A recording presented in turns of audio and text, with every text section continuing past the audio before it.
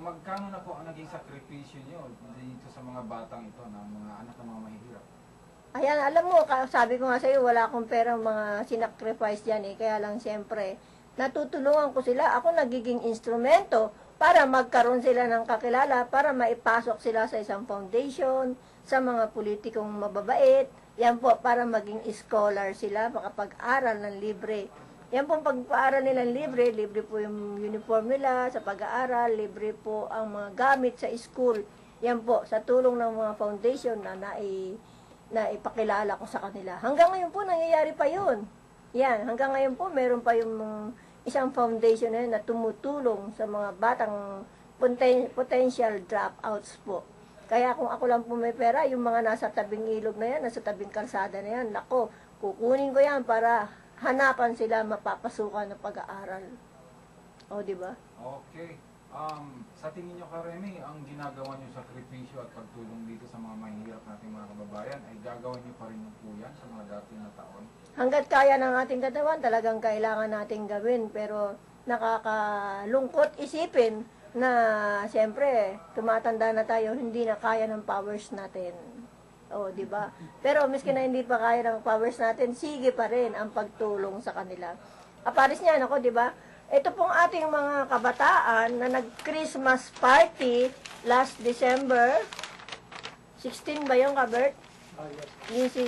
December 17. Nako, binigyan po sila. Tingnan nyo, through my efforts ay nabigyan po sila ng mga regalo, lalo na po yung mga konsehal natin tulad ni Konsehal Robert Ortega na nagbigay po ng noodles, si Konsehal Christy Isip. Sila po ay mga taga Manila, District 5.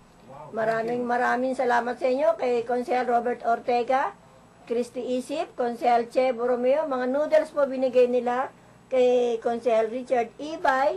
Nagbigay din po ng noodles kay Honorable Monyo Pangco na nagbigay po ng candies. Kay Josie Siska na nagbigay din po ng isang regalo. Yan po ay pinagsama-sama namin sa isang supot at tigilawa silang noodles. Yan po, mga kabataan namin sa St. Jerome Learning Center po. At kay Congressman Amado Bagatsing po, nagbigay din po ng para po doon sa aming party, mga kabataan. Dito po yan sa Learning Center namin sa District 5, Manila. Nagbigay din po ang Unilever. Naku, salamat po, maraming salamat po sa Unilever. Nagbigay po sila ng gift pack para doon sa mga bata. Kaya po, inatado namin yon, nilagyan lahat namin ng supot ng mga bata para lahat sila maka-avail ng sabon, candies, Colgate. Ayan po, nagbigay po sila niyan, mga shampoo po, yan. Maraming salamat po kay Sir Chito ng Unilever. Yan. Okay, ang saya-saya pala ng mga bata. Ang saya yung mga bata, kahit miski na ganun, meron silang noodles. Pero kasi siyempre, ang pangunahing pagkain ngayon ng mga bata, lalo na ngayon sa hirap ng buhay, pwede na po sa kanilang noodles, ulam, di ba? Mas mabuti na po yun kaysa inis na po tayo ng ating mga donors na nag-solicit po tayo. Napakalaking at nakaka-touch na tulong na po yan para sa ating mga hirap. Yun, tama. Tama ka dyan. Yung mga inisnab tayo, si Vice Mayor yata, sabi, wala raw budget, ano? Nako. Para yun lang candy hinihingi namin pero pagka sa ibang gastusin nagbibigay siya. Sa amin po 6 na beses na namin siyang hiningan kahit minsan po hindi nagbigay. Ang ating mahal na Vice Mayor ng Manila. Oh, Merry Christmas. Yeah, Merry Christmas po. Merry Christmas sa inyo. Ilang beses, ang tanga-tanga ko, 6 na beses na akong lumapit kahit minsan di pa ako binigyan. Naku naman. Kasi siyempre, bilang lingkod bayan, ay, kailangan mo namang i-share ang konting blessing mo para sa mga bata, di ba? Meron po bang tinatawag na pork barrel din po itong mga city officials natin? Sila po, ang mga city officials natin, binibigyan ng PAGCOR. Sabi ganun daw, hindi na raw po binibigyan ngayon. Hindi na mimigay ang PAGCOR? Hindi na raw. Nagtatampo na kasi kung saan-saan daw nilalagay yata.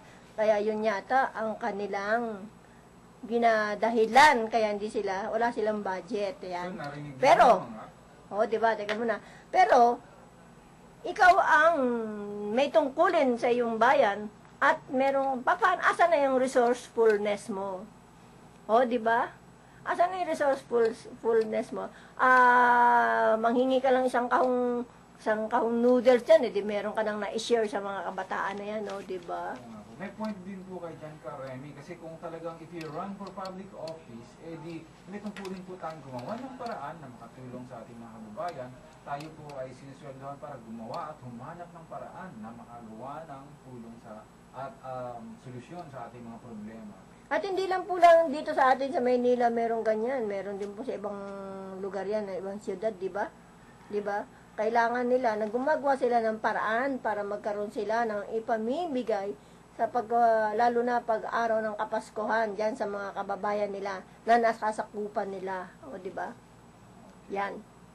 So, warning na po yan sa ating mga kababayan mahihirap o tayo pong mga nakatira sa mga mahihirap na lugar, lahat po ng mga nakatira sa tabing ilog, lahat po ng nakatira sa bangketa, tabing kalsada, at yung mga nakatira po sa mga slum area, may warning na po tayo ha, hindi na po mabait ang pagkor. Hindi na po sila Sabi daw ng isang empleyado, hindi na raw nagbibigay ang kanya. Hindi ko lang alam ang katotohanan nito. Pero itatanong natin. Kaya sabi daw. Kayo pong mga nandyan sa ating mga highly populated area, yung mga friends ko dyan sa Facebook na lagi nagtatambay sa jeep at gumagawa ng baby pag nalingat yung driver, yung mga nadadaanan ko dyan sa hating gabi sa mga bangketa ng Buendia sa Makati Business District na kahit na wala nang kinakain, nagsisex pa. Gumagawa pa rin ng baby sa bangketa kahit na wala na halos kinakain. No? Itigil nyo muna yan. Yung mga teenager natin, mga 15 years old, 16 years old na nasa mga madidilim na lugar sa San Andres, yan sa Metondo, sa Caloocan, huwag na muna tayong gumawa ng baby ha. Maghunos dili kayo. Magpigil-pigil kayo. Pag sinilang po yung mga baby niya at hindi kayo nakapagpigil, ang PAGCOR po at ang DSWD, wala na pong budget dahil naubos na po dun sa baha. Lahat po ng pera natin naubos na sa pamasahe sa Kaparo at parito sa Cagayan de Oro dahil hinukay po yung mga naagnas nating mga kababayan sa ilalim ng putik para ilibing dun sa mass grave.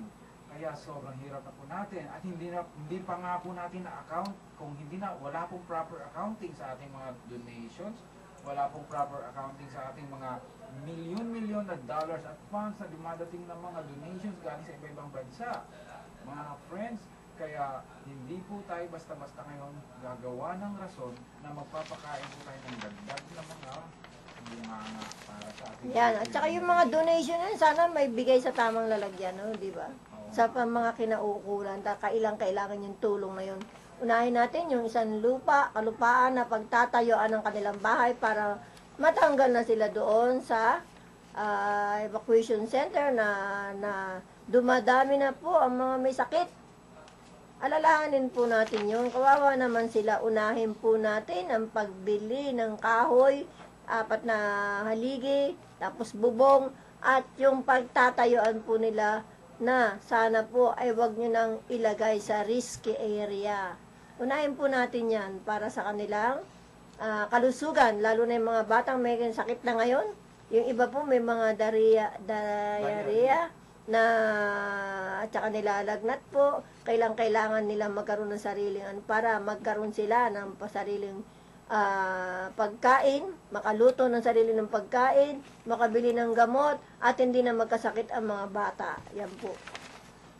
Okay, Kar Remy, matanong ko lang, naka-ready na po ba ang lahat ng materials na kailangan nila para sa lilipatan nila? Meron silang nagbibigay, wala akong balita dun sa lilipatan eh. Dapat meron na silang lilipatan. Mga materials, nagbigay na po yung ibang mga galing sa abroad na nagbigay ng mga, at saka yung mga private foundation, yung mga private na kababayan natin, nagbibigay na po sila ng kahoy, mga yero, para po maipatayo nila ang kanilang bahay.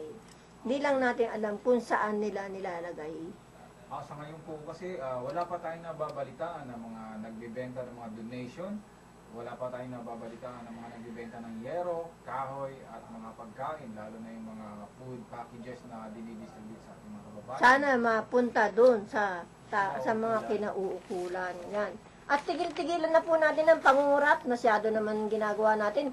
Dahil sa kakurap natin, ang ating mga kababayan, tuloy ang daming namatay dahil sa inyong ginagawang illegal logging. Oo nga po. Sobra naman yung ginagawa ninyo, makonsensya na sana kayo. Darating na ang ating paghuhusga. Oo nga po. Kayo, 2012 sana dapat kayo unang parusahan. Hindi po itong malilit na kababayan natin at yung mahihirap nating kababayan ang napaparusahan. Sila, yun, kuya-akoy na lang, pabayaan natin silang mamatay dyan. Kuya-akoy lang ng kuya-akoy. Basta kami, kumita kami dyan sa troso na yan. Kumita kami dahil yung ating kagubatan ay kinalbo na natin. Yan. Yan ang ating nangyari, ang ating tunay na pangyayari sa ating bayan. Pero sa tingin nyo, Remy, ang masisisi natin dito ay ito lang po bang mga talagang nakakalbo na ating kabundukan? Wala nang ibang dahilan ng ating mga matitinding? Yan po ay talagang natural calamity po yan. Siyempre, ang ating ang ulan po, hindi natin mapigilan yan. Isa pang dahilan yung climate change. Ayan po ang nangyayari sa atin ngayon. Maraming mga dahilan.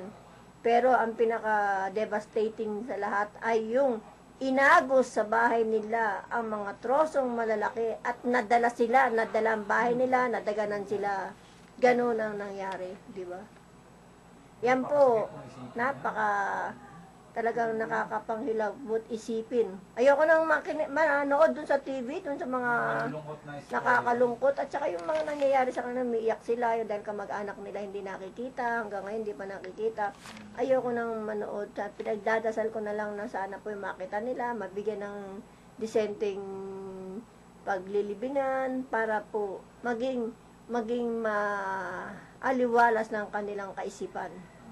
Yan. At saka yung mga batang na trauma, di ba? Nakita nila yon, kaya dadalhin nila hanggang sa paglaki nila yung trauma na hanggat hindi natutulungan ng gobyerno na bigyan sila ng advices para para makalimutan nila ang nangyari sa kanila.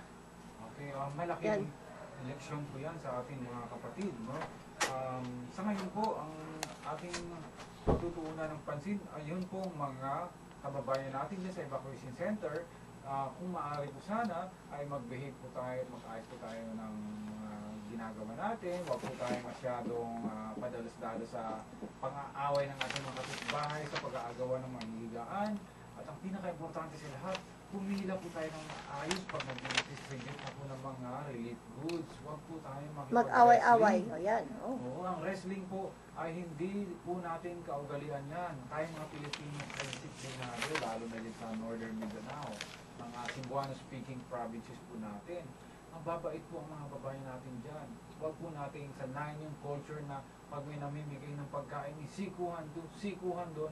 At ang pinaka-importante sa lahat, huwag po tayong humingi na ng relief goods kung meron na tayong naiimbak na isang sakong relief goods sa ating mga kampo. Pagbigyan naman natin yung iba, di ba?